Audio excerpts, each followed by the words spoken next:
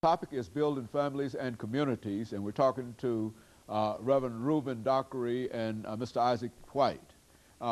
Reverend Dockery, before we end this show for today, let's have you and Mr. White to speak to this whole idea of the need that we have, certainly in the state of Tennessee, as well as perhaps throughout the nation, to have some kind of resources for young people who would like to become involved in the skills and the crafts that Mr. White is talking about. Let's do it from that perspective. Yeah, Dr. Haney, let me start like this.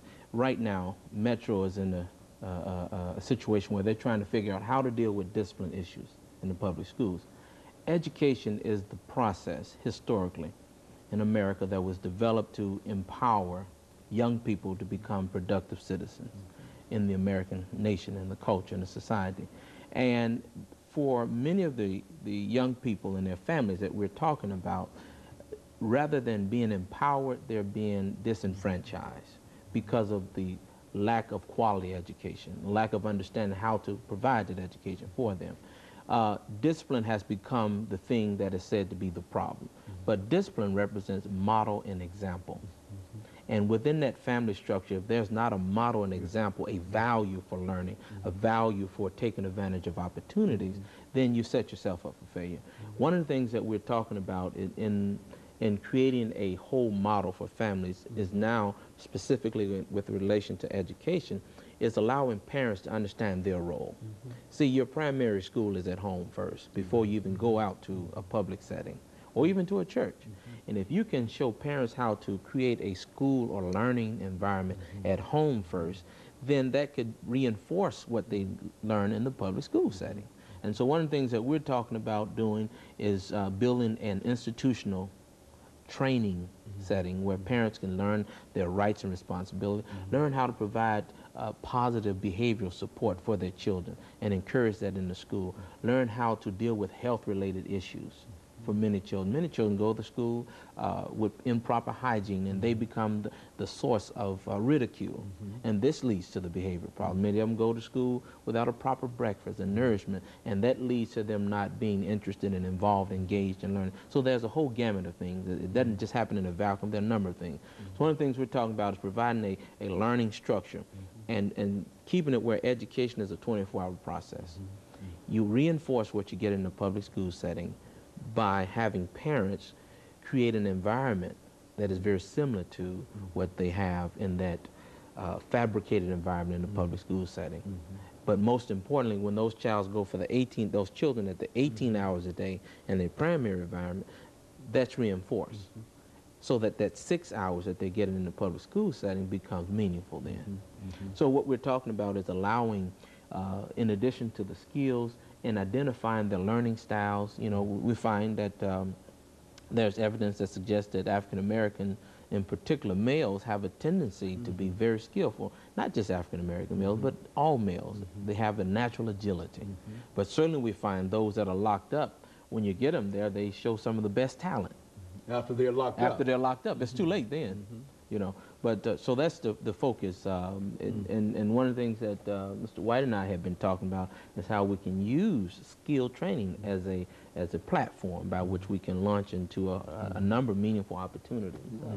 I think, Mr. White, one of the things that has been of some concern, not only dealing with skilled work, but also just a whole variety of other opportunities that are not available in a real sense to many African American youth. What do you think that we can do in order to sort of broaden and to make society more aware? See, because unless politicians and all of these other folks who have the money stream, unless they can be made aware of the importance of this, many of them simply think, perhaps don't see this as a major problem.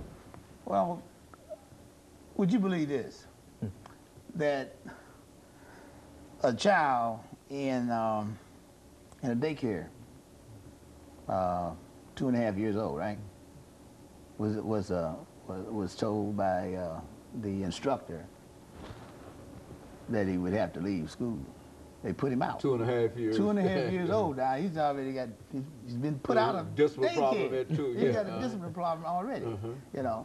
And then that's young. I mean, it's been around the sun 2.5 times. Now this kid's gonna grow up to be a young man, a young adult, and then adult.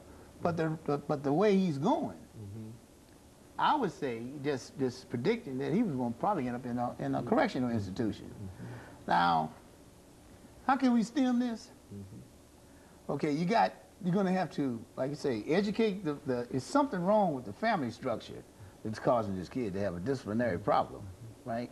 So we're going to have to deal with the parents, because the parents are young, and they got young children.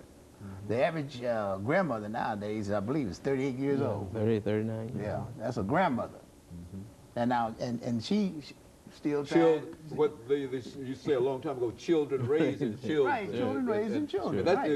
Are we saying that is still true? That Absolutely. very little has changed? You know, we've not talked about it in a real sense, but is that what we're saying?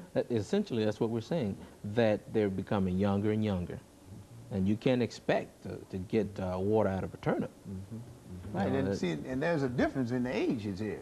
75%, I say 75% of the nation now, baby boomers, they're in their 50s, they're over 50 now. Then you got this other group, which is Generation X. Hey, they're kind of lost out there. Now, boomers have, you know, when TV came out, we sit the kids down in front of the television, and then the society said, well, you need 2 paychecks to make a house note. So they went out to work and tried to get things for the children that they didn't have, but they were not there to raise the children. So now we put them into a little institution. We call that daycare and preschool. And all but it is an institution. That's right. Now you letting people, you don't know, I mean, who's teaching your children, you know? Or what they're teaching. Or what they're teaching them, right? You might raise a generation of Hitler youth, you know.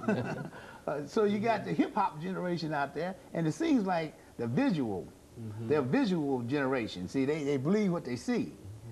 I come from a generation of hearing, because we had the radio to listen to. You know, I couldn't see the radio, but I can listen to it. So I have vision. The generation behind me are visionary. They got to see, and once what they see, they want. They don't know about postponing gratification. They want it now, and they got to have it now, and that's how they get in trouble, because they don't know that you have to sacrifice in order to get what you want. I'd just like to add this one thing. 3 of the initiatives that we started since '98. One, we've had a fatherhood home, which was designed to address the father and get the father on their feet in a meaningful way so that they can be a part of the children's life. 2, we developed a charter school model, not for the politics of it, but because we knew that was needed, that include family into the education equation.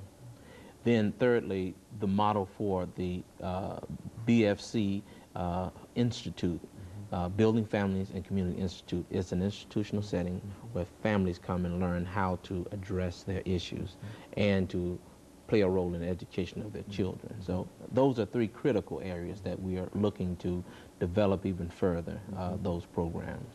You know, have you thought, over the last minute and a half we have here, have you thought of perhaps taking this organization, this structure, into the metropolitan school system? Because I think it's a problem.